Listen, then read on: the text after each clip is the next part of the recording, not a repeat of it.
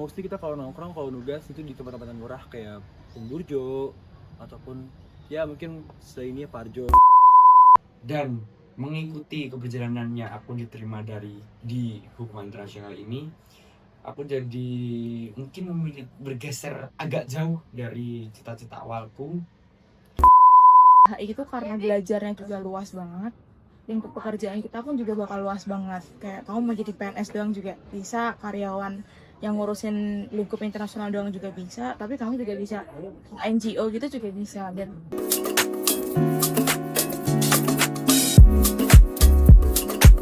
kalau dengar kata hubungan internasional nih, banyak yang langsung kepikiran buat jadi diplomat atau kerja di kedutaan. Tapi selain itu, hal apa sih yang surprising atau kayak di luar dugaan kamu yang kamu temuin selama kuliah di HI Undip yang mungkin nggak banyak orang tahu? Hal paling surprising yang aku dapatkan selama berbagai undip sejauh ini yang nggak banyak orang tahu, mungkin apa ya? Mungkin yang aku sebagai mahasiswa hubungan internasional itu ternyata kita itu didorong untuk mempelajari berbagai macam hal. Katakanlah bisa dibilang berbagai macam hal yang mendasar kayak ekonomi, politik, di situ ideologi itu kita harus memahami at least hal yang mendasar yang kita paham untuk karakteristik dari tiap-tiap negara itu berbeda. Dan mungkin di HI Undip ini yang sedikit berbeda dari yang lain itu ya kita ini lebih fokus pada tindak kriminal internasional daripada diplomasinya itu sendiri. Mungkin itu sih kalau dari aku sendiri. Oke. Ya basically kita pengetahuan kita saat ini tuh memang HI itu nggak lepas dari diplomasi, diplomat, PBB, dan urusan luar negara. Cuman sebenarnya itu di HI itu luas banget dia kayak seperti yang dosen kita bilang juga, kita di HI itu benar-benar belajar semuanya, banyak belajar itu luas banget.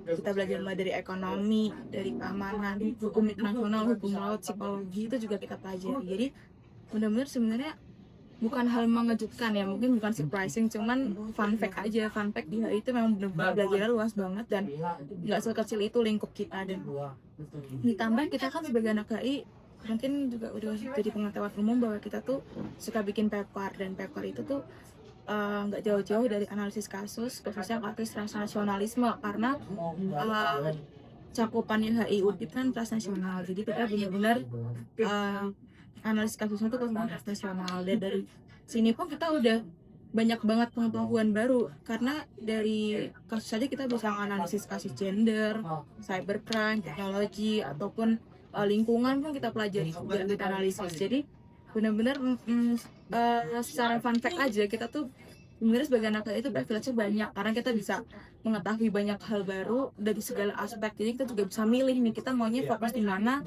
kita maunya aspek analisisnya aspeknya di mana. Dan itu tuh sebenarnya menurut aku benar-benar menyenangkan ya, karena mungkin nggak semua jurusan bisa kayak gitu. Jadi kita pun sebagai anak itu sebenarnya privilege-nya juga banyak, kita bisa milih mau analisis pakai cara pandang dari mana, pakai kacamata apa, itu juga banyak banget wadahnya. Mungkin ya selama kuliah di HI Undip tuh hal-hal yang di luar dugaan dari yang mungkin aku pikir sebelum aku masuk ke HI Undip. Itu yang pertama itu adalah sebenarnya isu-isu yang dibahas di HI Undip ini terutama ya, itu bukan cuma isu-isu politik global, politik internasional, isu-isu besar yang mungkin dibahas di berita ataupun media massal. Namun juga kita juga fokus kepada isu-isu yang mungkin terjadi dalam keseharian kita, seperti perdagangan dan juga mungkin isu-isu lingkungan. Walaupun isu-isu itu mungkin bersifat kecil ya, namun mereka itu bisa juga menjadi sesuatu dalam skala global. Jadi menurut aku itu yang ya di luar dugaan, karena di pikiran aku sebelum masuk HI Undip, kalau belajar HI itu mungkin tiap hari belajar tentang ya politik global dan juga sebagainya. Oke, mungkin Sika.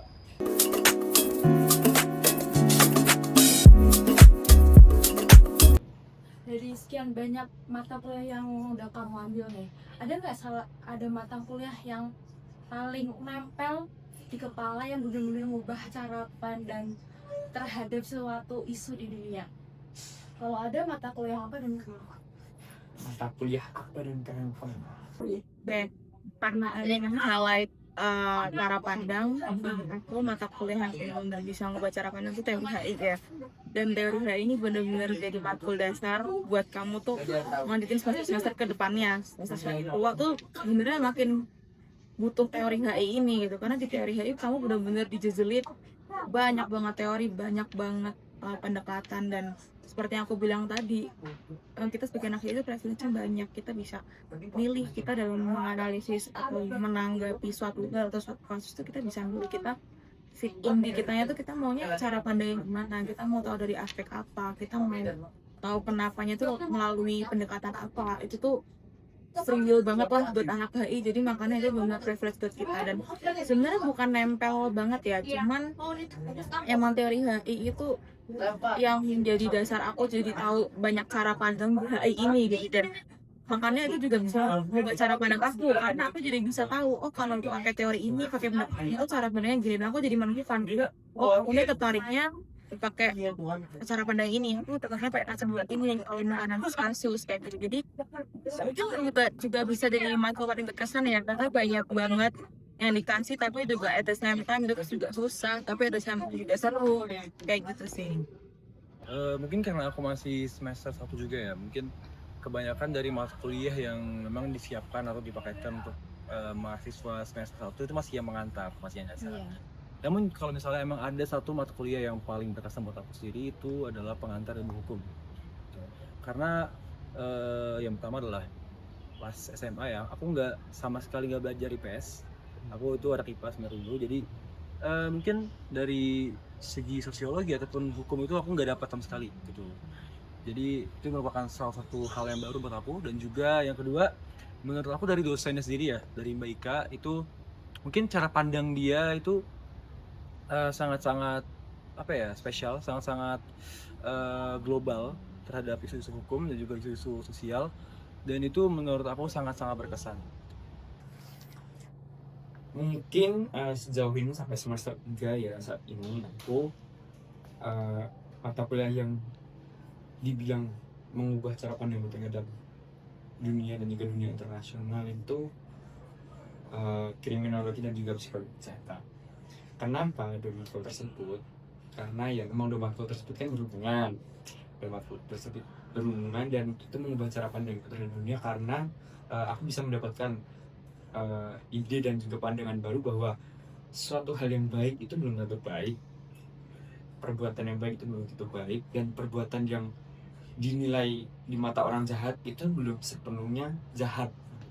Jadi kita memang harus benar-benar menilai bagaimana orang bertindak, bagaimana perilaku orang tersebut, apa yang dilakukan orang-orang tertentu, apa background mereka melakukan hal tersebut. Jadi kita tidak bisa menilai orang itu secara dalam satu pandangan sekali lihat saja. Jadi memang semakin menekankan kata-kata dan judgment by its cover. Itu sih.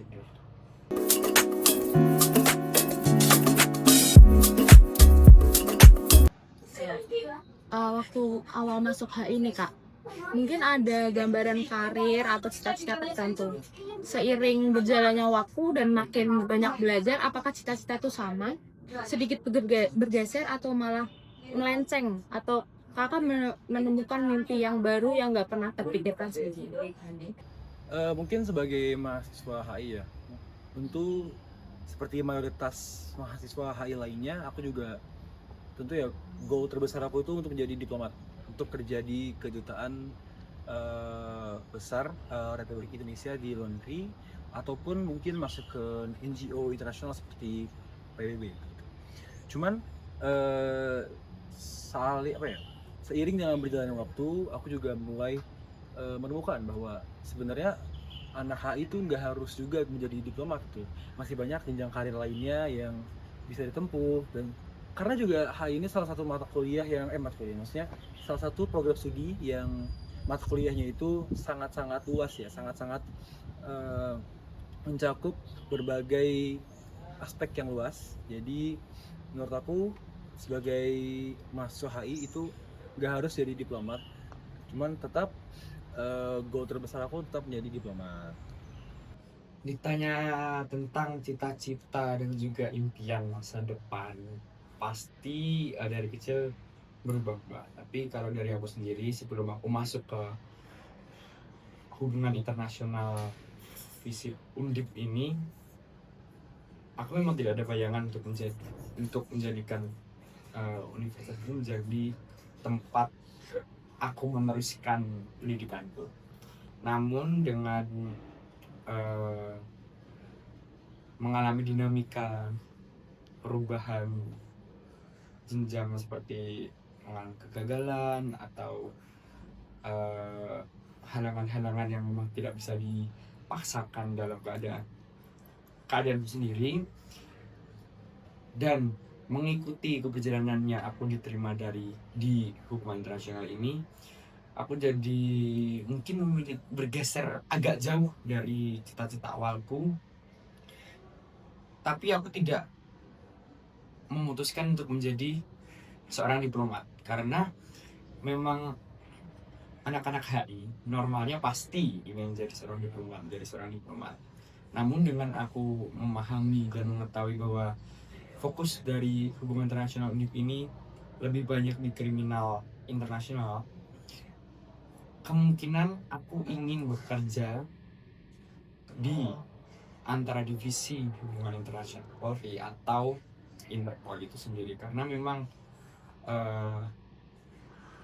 dari cita-citaku yang sebelumnya itu memiliki kesinambungan dengan hal kriminal itu tersendiri. Jadi ya dengan begitu aku masih bisa memiliki passion dalam apa yang ingin aku kejar, walaupun aku tidak bisa mendapatkan apa yang aku inginkan sebelumnya. Setidaknya aku tetap memiliki passion dalam apa yang aku jalanin, aku lanjutkan sejauh ini. Seperti itu. Kayak sebenarnya aku tuh termasuk mahasiswa HI yang dari awal tuh sebenarnya nggak mikirin mau cita-cita apa, karena HI juga bukannya peran utama aku kan. Jadi aku tuh masuk bener-bener kayak ya udah, yang penting aku ngejalanin kuliah aku, lulus, kerja, that's it. Cuman masuk HI itu ternyata memang bener-bener dapat banyak pandangan baru dan dapat banyak pengalaman baru tentunya dari semua yang aku ikutin. Dan HI kan juga sering ada seminar ya. Dan ya sebenarnya sebagai pengetahuan umum ya, HI itu kalau nggak jadi diplomat ya jadi kedutaan kayak gitu-gitu. Tapi sebenarnya nggak hanya itu, dan aku pun juga menemukan semakin banyak lagi bahwa HI itu karena belajarnya juga luas banget, lingkup pekerjaan kita pun juga bakal luas banget. Kayak kamu mau jadi PNS doang juga bisa, karyawan yang ngurusin lingkup internasional doang juga bisa, tapi kamu juga bisa NGO gitu juga bisa. Dan jujur itu sangat-sangat membuka pikiran aku ya. Mungkin bukan bergeser atau mengubah cita-cita, lebih tepatnya memberikan harapan baru kayak oh ya, aku sebagai anak lain sebenarnya nggak setemplate itu kok pekerjaan itu. Bisa juga aku nyari di Kedubes, magang di DPR, magang di DPD, itu juga bisa gitu. Dan ya tentunya mungkin secara prinsip pengen jadi diplomat, cuma ya diplomat lagi saingannya tuh dari luar HI pun ada gitu.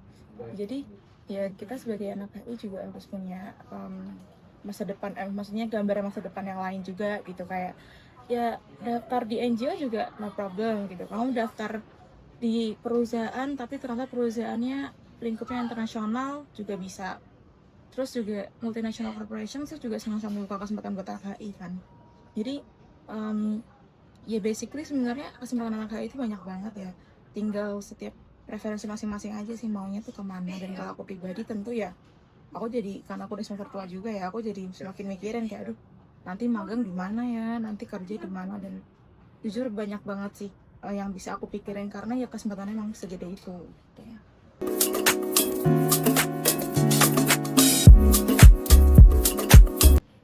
Selain tugas-tugas kuliah yang serius, pasti ada dong kayak mitos atau tantangan khas yang cuma dimengerti sama anak HI.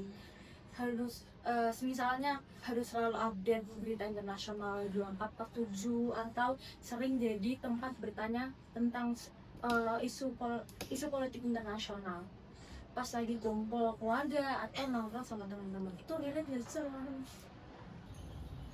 Jujur iya, karena memang dari pengalaman pribadi ya kak, itu tiap kali mungkin sering ketika aku nongkrong sama eh, teman-teman aku ya, terutama yang seprodi, itu kita pembahasannya sebenarnya nggak jauh-jauh dari kuliah sih kak. Mungkin ya kalau nggak bahas tugas ya, karena kan tugas kita juga berhubungan sama isu-isu ini kan ya. Jadi memang seringkali kita memang membahas itu, even ketika kita lagi main, lagi nongkrong. Jadi itu bukan mitos, itu emang fakta. Dan mungkin dari lingkup keluarga belum terlalu dibahas masalah isu-isu tersebut ya, atau mungkin belum ada yang nanya-nanya ke aku. Cuman ya mungkin nanti akhir tahun ya. Sebenarnya kalau dibilang relate juga enggak banget sih, cuman sedikit lah ya, karena aku bilang aku juga dua and only di keluarga aku, entah keluarga besar ataupun keluarga kecilnya.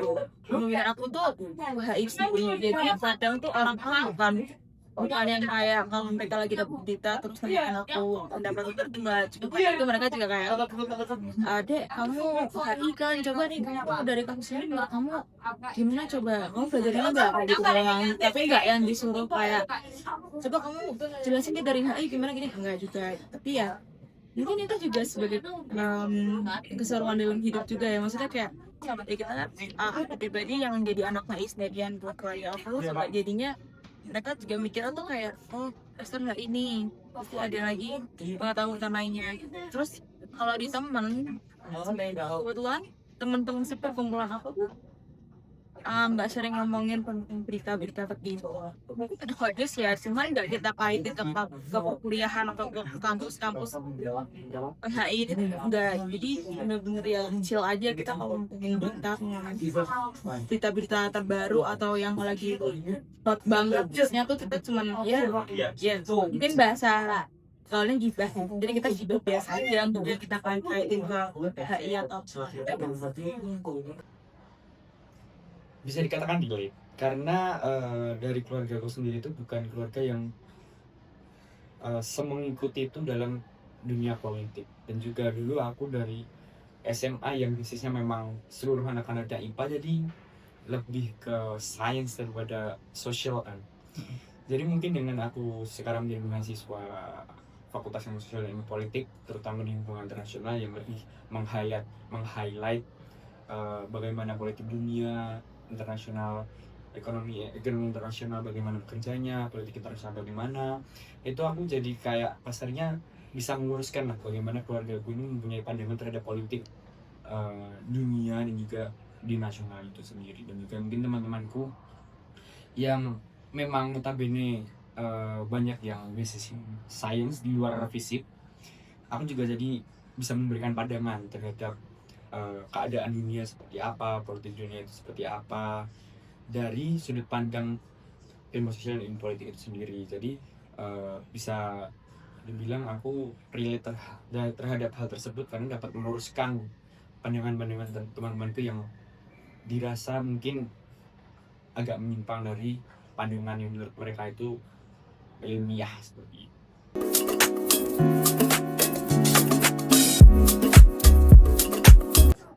Oke, ini pertanyaan terakhir nih kak. Di luar jam kelas, biasanya anak-anak HU Undip itu paling sering ngumpul dan beraktivitas di mana sih kak? Ada nggak hidden gym atau tempat favorit angkatan kakak buat nugas bareng atau sekedar nongkrong? Oke. Mungkin bukan lebih ke anak-anak Hayundip ya, lebih ke mungkin ya teman-teman aku sendiri ya, dari pengalaman pribadi juga. Itu ya karena kita kebanyakan juga anak-anak rantau, anak-anak kos, jadi mostly kita kalau nongkrong, kalau nugas itu di tempat-tempat murah kayak Pungburjo ataupun ya mungkin selainnya Parjo gitu. Cuman kalau misalnya kita lagi bosan nongkrong nih, lagi bosan nongkrong di tempat makan, kita kadang-kadang juga ke tempat PS, ada juga Reds namanya di Norman. Terus kalau misalnya kita lagi punya duit dikit nih, kita mau nongkrong di tempat yang agak bagus, sebenarnya ada ini mungkin kalau buat aku lumayan hidden ya. Ada namanya Palet Coffee, Palet di daerah dekat Universitas Pananaran. Nah itu menurut aku juga mungkin itu salah satu hidden gem di angkatan aku. Pertanyaan sulit. Jinjem atau tempat nongkrong anak-anak HI?